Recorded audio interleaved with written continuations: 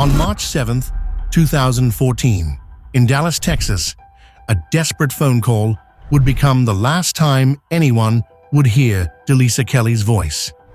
The 24-year-old mother, 2 months pregnant with her second child, was about to become the center of a case that would expose critical flaws in how law enforcement responds to missing persons reports. Delisa was known for her infectious laugh and the unbreakable bond she shared with her young son. On that Friday afternoon, she was planning to attend the wake of her best friend, who had recently died in a car accident. At 4:30 p.m., she left her grandmother's house, a decision that would set in motion a series of tragic events. Surveillance footage from a local stop-and-save convenience store on Sunnyvale Street captured Delisa at 6:13 p.m. The cameras showed her getting into a blue 1989 Grand Marquis.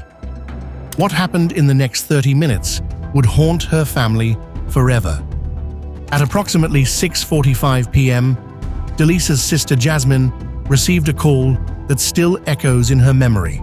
Through the phone, she heard her sister screaming, "Stop! Stop! Get off me!"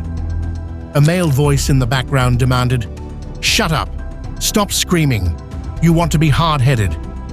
The call lasted just 1 minute and 11 seconds. Despite numerous attempts to reach Delisa, Jasmine's calls went unanswered. A text message arrived around 7 p.m., stating Delisa would call soon. She never did. She never made it to her friend's wake. What followed was a series of critical missteps by law enforcement. When Delisa's grandmother called 911, Sergeant Kevin Mansell's response was dismissive. Records show him suggesting that Delisa's pregnancy might explain her absence, despite the family reporting the disturbing phone call. For 7 days, Delisa's family lived in agony. Then, on March 14, 2014, their worst fears were confirmed when a patrol officer discovered her body in an abandoned home, just 6 minutes from where she was last seen alive. The driver of the Grand Marquis was questioned, but never publicly named as a suspect. Despite the presence of surveillance footage, a witnessed assault over the phone, and a body found within walking distance of her last known location, Delisa's case would go cold. The investigation into Delisa's murder would reveal a troubling timeline of missed opportunities and institutional failures. The 911 recordings, later made public, exposed a critical 7-hour window where police action might have made the difference between life and death. When Delisa's grandmother made that desperate call for help, she provided specific details: a young pregnant woman missing, a disturbing phone call capturing what appeared to be an assault, and a clear timeline of events. Yet the response was not treated with the urgency it deserved. The family would later learn that no officers were immediately dispatched to investigate. The surveillance footage from the stop and save would prove to be one of the last confirmed sightings of Delisa alive. The blue Grand Marquis she entered remains a crucial piece of evidence.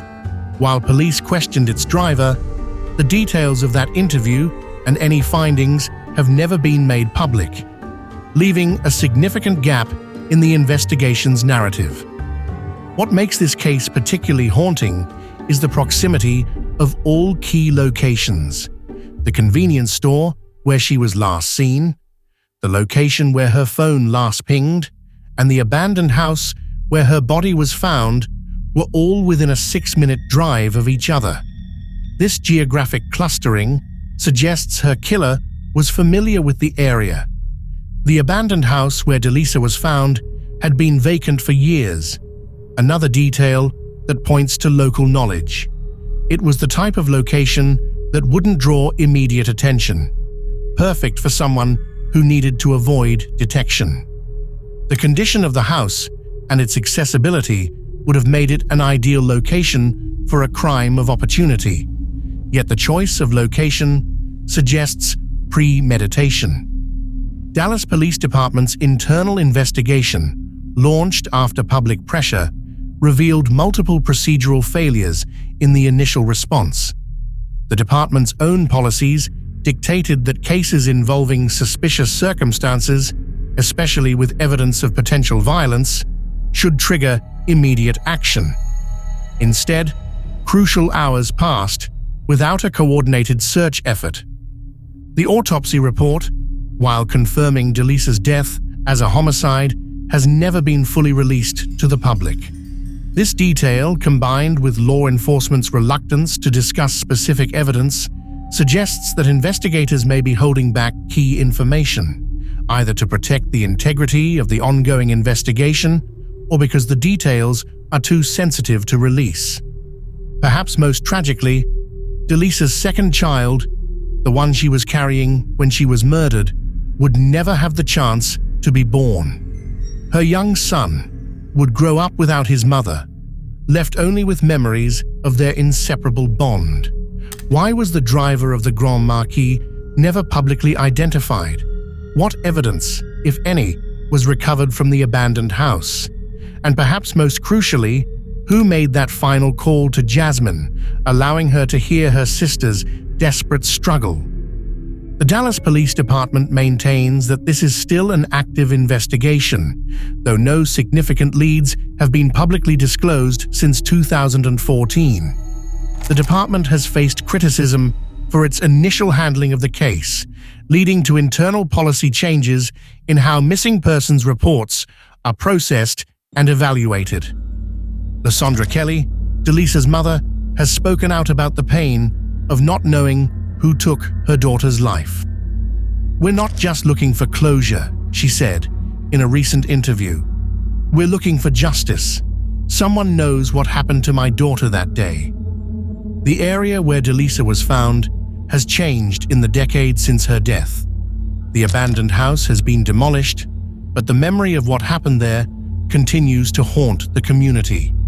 Local residents still speak of Delisa's case and how it changed their perception of safety in their neighborhood. Today, Delisa's son is growing up with only photographs and stories to remember his mother by. The family keeps her memory alive through advocacy work and by sharing her story, hoping it might prevent similar tragedies and perhaps, one day, lead to answers. As of 2024, Delisa Kelly's murder remains unsolved. On July 2, 2014, in the rural community of Scottsville, Virginia, 49-year-old Janet Renee Field left her home following what was described as a minor argument with her husband, Louis. She would never be seen again. What began as a seemingly routine domestic disagreement would evolve into one of Virginia's most perplexing missing persons cases. Janet, known to most as Renee, lived with her husband Louis on a sprawling 22-acre property. Those who knew her described her as intelligent and altruistic, but notably private. She maintained no social media presence and rarely ventured far from home, with one significant exception: her weekly phone calls to her parents. The timeline leading to her disappearance was deceptively ordinary.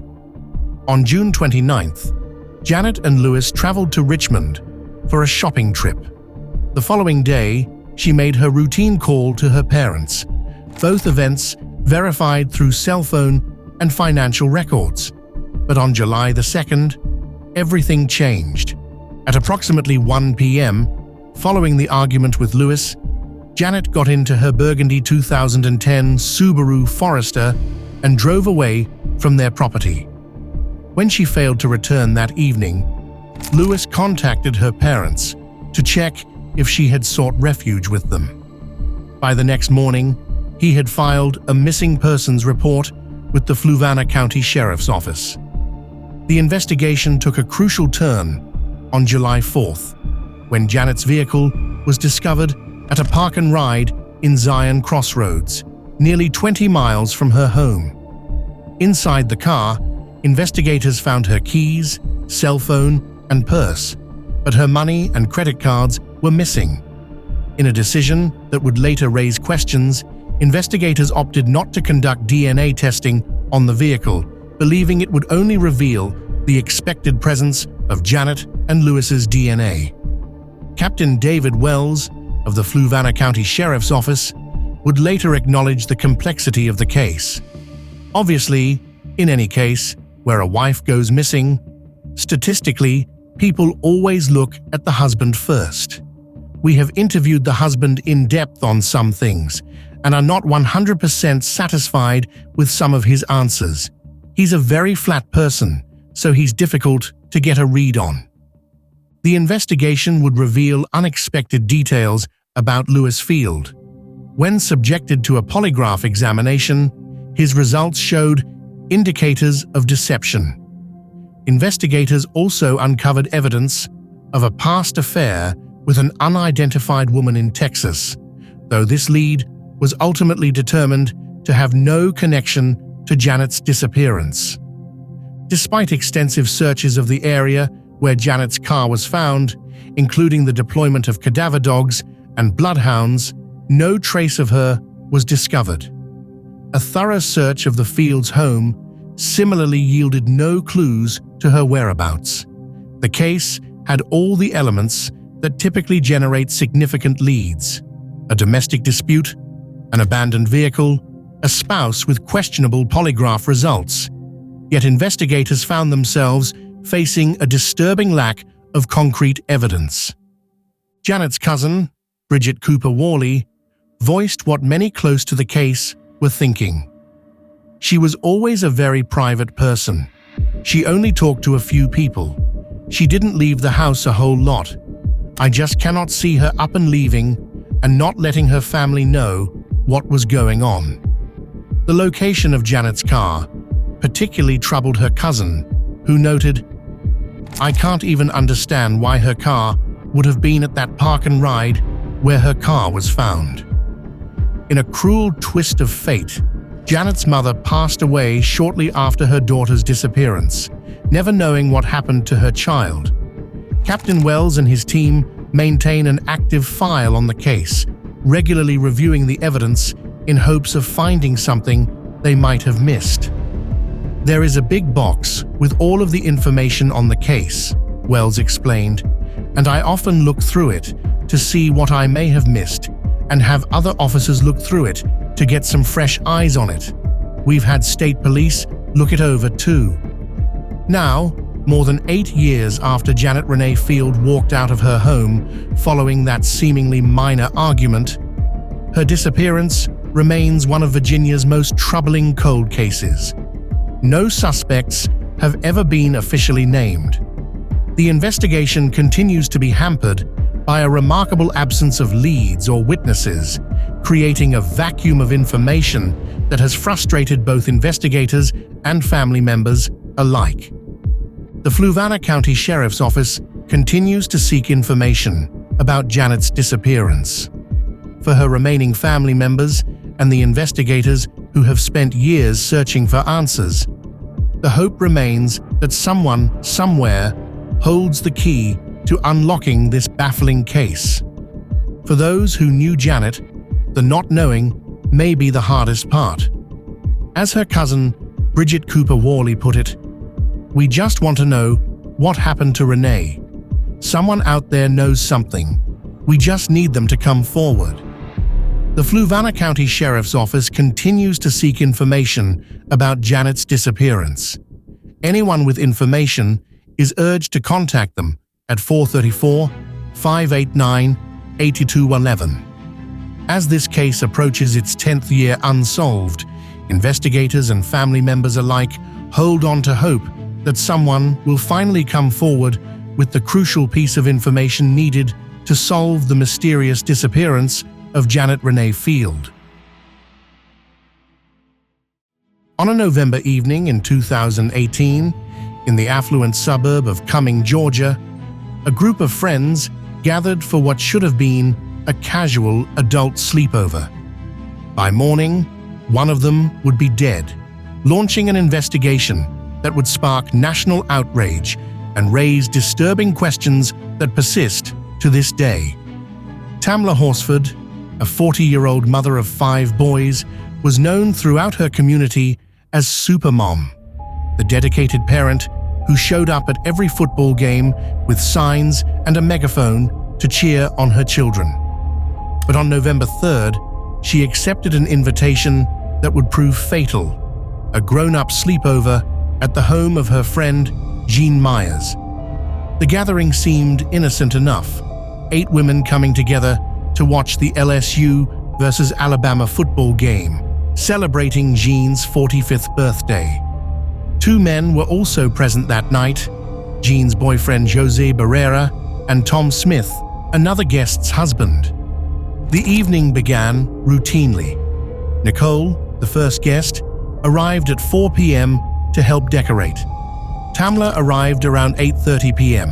after preparing dinner for her family at home. She brought tequila from Mexico as a gift, though most guests declined to try it, preferring other drinks instead. As the night progressed, security system records paint a precise timeline of events. At 1:47 a.m., one partygoer left through the front door. At 1:49 a.m., the back door, which Tamla had been using to access the balcony for smoking, opened and closed. It would open one final time at 1:57 a.m., with no record of it ever closing again. What happened in the following hours remains a matter of intense debate.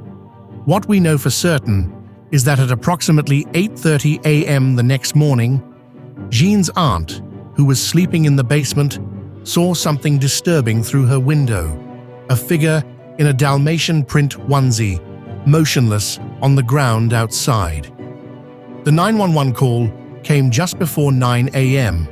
When police arrived, they found Tamla's body on the ground below a 17-foot fall from the home's back deck.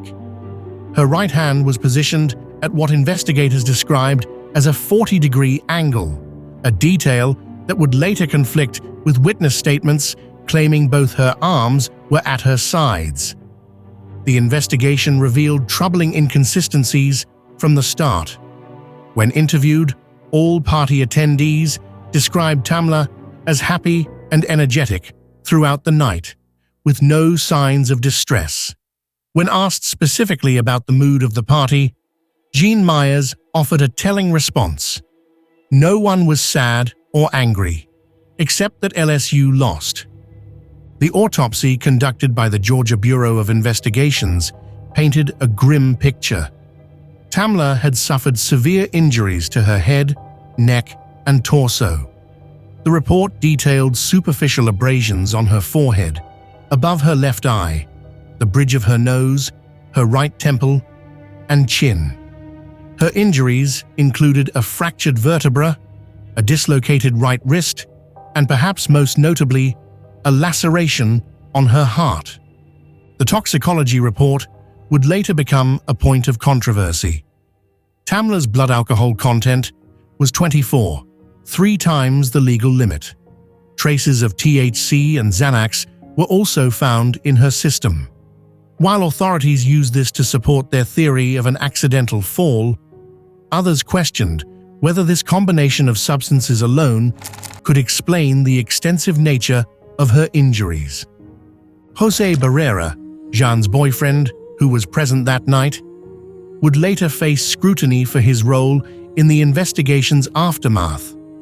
As a court officer with access to confidential information, he was terminated from his position for allegedly accessing and sharing details about Tamla's death investigation. This breach of protocol only fueled growing suspicions about the case. By February 2019, the Forsyth County Sheriff's Office closed the case, ruling Tamla's death accidental. But public pressure and questions continued to mount. In June 2020, family attorney Ralph Fernandez issued a bombshell statement declaring, "Homicide is a strong possibility." His letter highlighted what he called striking gaps in the investigation and physical evidence that he believed was more consistent with homicide than accident. The case gained national attention, with celebrities like 50 Cent and TI calling for a new investigation. Under mounting pressure, the Georgia Bureau of Investigation agreed to reopen the case in June 2020. But after a year of additional investigation, they reached the same conclusion: no evidence of foul play. Despite the GBI's findings, Tamla's family continues to question the official narrative. In May 2022, they released the results of an independent autopsy that they believe tells a different story. Their attorney emphasized specific points that didn't align with a simple fall: the pattern of injuries, the position of the body, and what they describe as unexplained bruising. The initial crime scene photos show Tamla's body was moved before proper documentation. Key witnesses provided conflicting accounts about the position of her body. The security system records showing the back door's final opening, but no closing, were never fully explained. Perhaps most troubling were the actions of party attendees that morning. When Jean's aunt first spotted Tamla's body, she didn't immediately check on her or call for help. Instead, she went upstairs to inform others, resulting in crucial lost time. The 911 call, when finally made, raised eyebrows for its seemingly detached tone and lack of urgency. While officially closed, the case remains shrouded in uncertainty. The GBI stands by its conclusion of accidental death, but the questions raised by Tamla's family and their legal team remain unanswered. How did a mother of 5 end up dead at what should have been a routine social gathering? Why do witness accounts differ so significantly? And perhaps most importantly, does the physical evidence truly support the official conclusion? For Tamla's 5 sons, their father, and countless supporters, the fight for answers continues. As one family member put it, "This isn't about proving it wasn't an accident. This is about making sure every possibility was thoroughly investigated."